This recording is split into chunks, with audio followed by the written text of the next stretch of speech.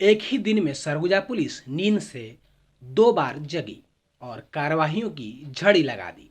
किंतु यह कार्यवाही नियमित होगी, व्यवस्था नियमित सही बनी रहेगी, इसे लेकर अभी भी संदेह है। खैर, व्यवस्था बिगड़ेगी तो फिर आप और हम हैं, आवाज उठाएंगे, समस्या बताएंगे। लेकिन अभी तो कम से कम सरगुजा पुलिस की पीठ थपथपा देते हैं, सैल्यूट भी कर लेते हैं, क्योंकि पुलिस अंधेरी रातों में सड़कों पर है, शराब दुकान के आसपास है और लगातार कार्रवाई कर रही है। पिछले कई सालों से यह समस्या बनी हुई है कि सरकारी शराब दुकान के आसपास चखना बेचने वालों के पास सार्वजनिक रूप से खुले बैठकर शराब पीने वालों की भीड़ लगी रहती है, जिससे आसपास के मोहल्ले वालों का, घर वालों का रात को बाहर निकलना एवं जीना दुभर हो गया था। इसकी शिकायतें लगातार मिलती रही है। मोहल्ले की महिलाओं के साथ विवाद एवं अन्य स्थिति का सामना करना पड़ता है।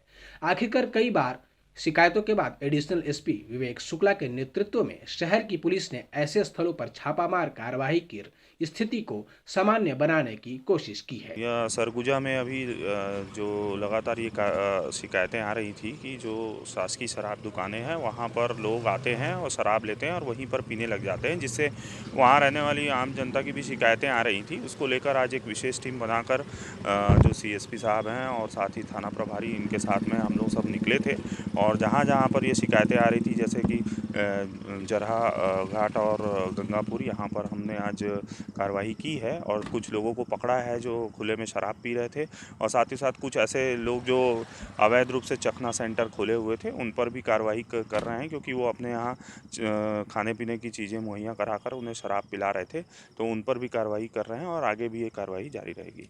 वहीं पुलिस ने सक्रियता दिखाते हुए रात के अंधेरे में शहर के रिंग रोड के चारों ओर, सड़क के दोनों ओर बेतरतीब ढंग से अवैध पार्किंग के रूप में खड़ी वाहनों को भी सड़कों से खदेड़ा है।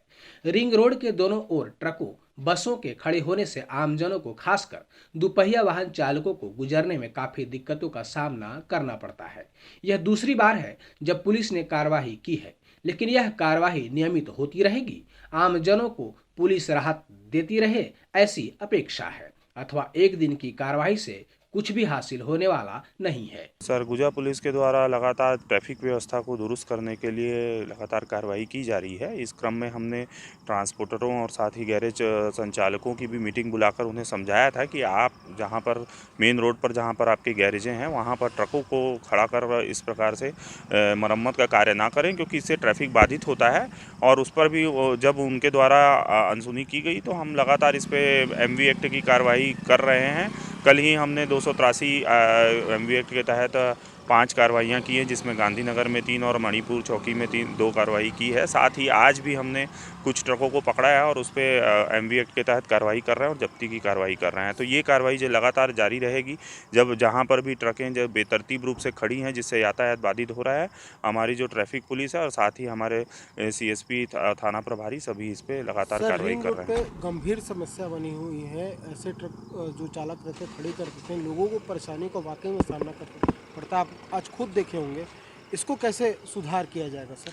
इस पे हम लगातार लगे हुए हैं, इसमें चर्चा भी हो रही है। उनको कहीं पर रिप्लेस करने के लिए हमारी निगम प्रशासन से भी बात हुई है कि और इनका क्या विकल्प हो सकता है, जहां पर गाड़ी खड़ी करके अपना जो भी इनकी गाड़ी की मरम्मत हो रही हो, गैरेज संचालकों को भी हमें शिफ्ट करने की आवश्यकता है।